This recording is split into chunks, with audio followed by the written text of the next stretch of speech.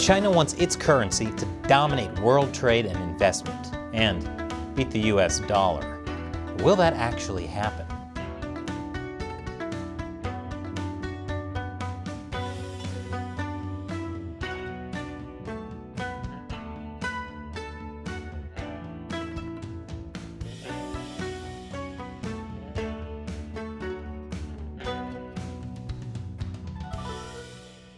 Welcome to China Uncensored, I'm Chris Chappell.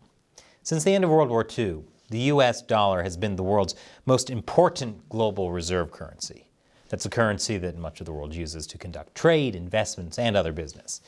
In foreign exchange markets, where currencies are traded, dollars are involved in nearly 90% of all transactions. That means a significant amount of US dollars is held by central banks in different countries, and that most of the world considers the US dollar the safest way to hold their money. Well, until I release my long-awaited Chappell coin. Look, if people will buy Dogecoin, they'll buy anything. But the US dollar's dominance gives America tremendous power and influence over other countries, especially with its ability to impose unilateral sanctions. Cut off a country's access to the US dollar and you can block most transactions. But now, people are worrying that China's yuan will replace the dollar.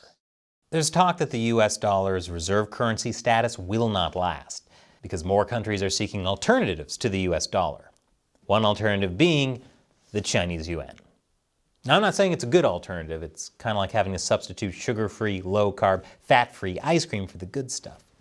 But sometimes you have to when you're forced to go on a diet, like Russia. Russia has turned to the Chinese yuan after the US imposed sanctions for its invasion of Ukraine. This has already been in the works since the US imposed sanctions after Russia's invasion of Crimea in 2014. Even more so after additional sanctions in 2018. Other countries have made agreements to trade with China in yuan as well. Those include Pakistan, Iraq, and most recently Brazil. On top of that, China also just successfully paid for liquefied natural gas from the UAE in yuan for the first time, which made the news too. With all the hype about the yuan, you may be led to believe that it will someday become the dominant currency that countries use for trade and investment. Chinese state-run media certainly wants you to think that way. The Chinese Communist Party has been pushing the yuan as a global reserve currency for years now. Having more countries trade in yuan instead of dollars would benefit China in a lot of ways. Most important, it would allow China to be less reliant on foreign institutions and international payment systems like SWIFT. So if the Chinese Communist Party and its officials keep getting sanctioned for things like, committing genocide, you can still make money.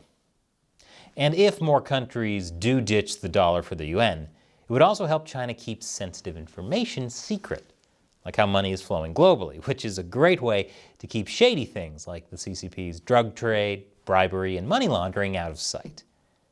And many say the US dollar is already being threatened by China, and that the US would face a reckoning if its global supremacy erodes. But that's assuming that China's yuan is even capable of being a global reserve currency. But it's more challenging than they want to admit. More on that after the break. Welcome back. Since around 2010, China has been promoting its currency as an alternative to the US dollar. And Chinese state propaganda claims the yuan is on track to become the currency of choice for global trade. China has also created its own international payment alternative to SWIFT, the global payment system. And China has even been making deals to buy oil and gas in yuan.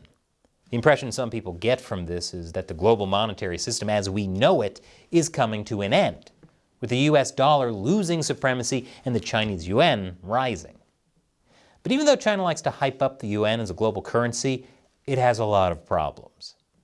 Before the yuan can become a global currency, it must first become a reserve currency held by central banks around the world.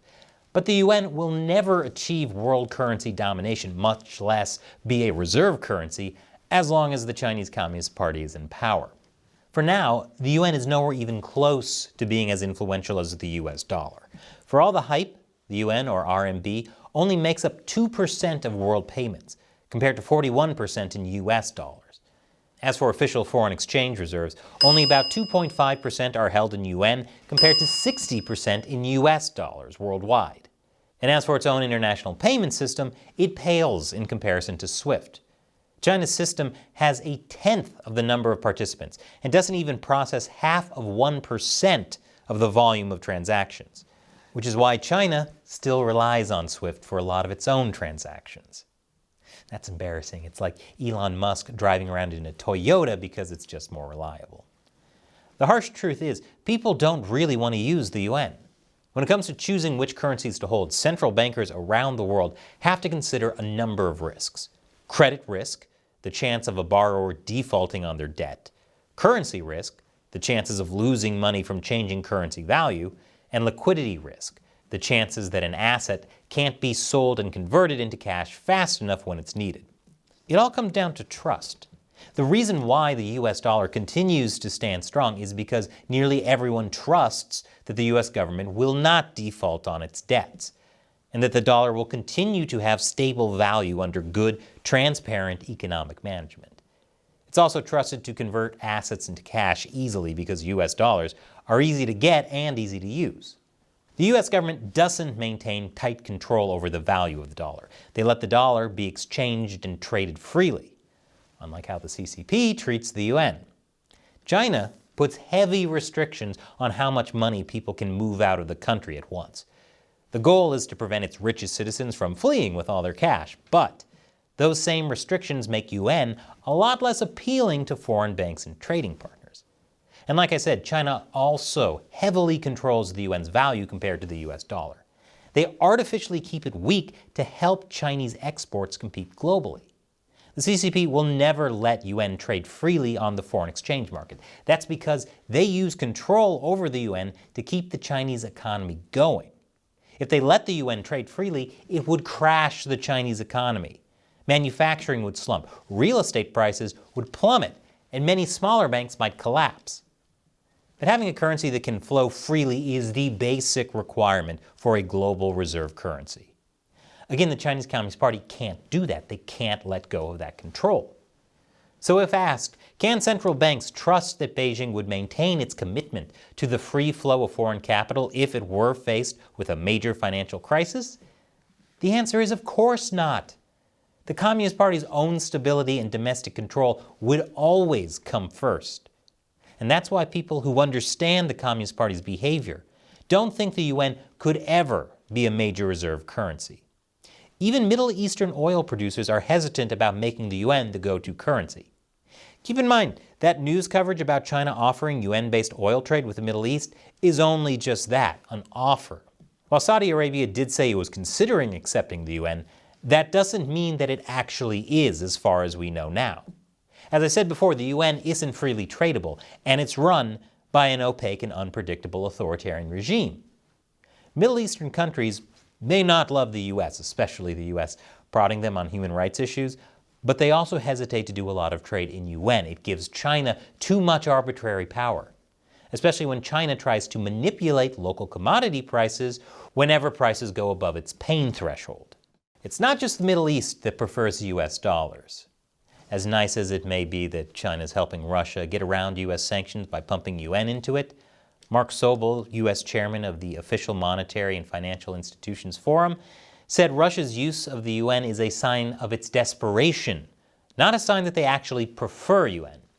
Even if the yuan's role in trade settlement in the region rises, the yuan's global usage will continue to remain extremely limited, given the lack of openness and convertibility, as well as the presence of a plethora of capital controls, in addition to investors' skepticism about Chinese protections for property rights. A communist regime that doesn't care about property rights? You don't say. George Magnus, a research associate at Oxford University's China Center, says it's highly likely Russian citizens and firms would still give their right arm to get access to US dollars rather than yuan.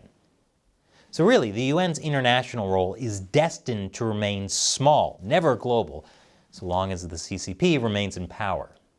It's basic economics. So why are we seeing so much hype about the yuan overtaking the dollar? Well, here's my theory. The CCP is hyping up the yuan as part of its propaganda war against the US. It wants to make it seem inevitable that China's economy will overtake the US. But even if people don't really think China will beat the U.S. anytime soon, if the CCP can make people lose confidence in the U.S. dollar, that's still a big win for them. It seriously weakens the U.S. Like I said earlier, it's all about trust. And this show is possible only because of viewer support. So as a thank you to my wonderful fans who support China Uncensored through the crowdfunding website Patreon or the exclusive social media platform Locals, I'll answer one of your questions. Today's question comes from David Michael White on Patreon. Chris, what would you do if you woke up one morning only to discover that Earth has been dominated by pandas with human-like intelligence? Pandas with human-like intelligence? That would be pretty scary, but not as scary as what we have now on Wall Street. Humans with panda-like intelligence. Particularly those people who think it's a good idea to keep throwing money into China. Thanks for your question, David. Thanks to everyone who supports China Uncensored through Patreon. Join us at Patreon and contribute $1 or more per episode. You'll get a lot of cool perks, including me answering your questions on the show. Check out patreon.com/China Uncensored. Once again, I'm Chris Chappell. Thanks for watching China Uncensored.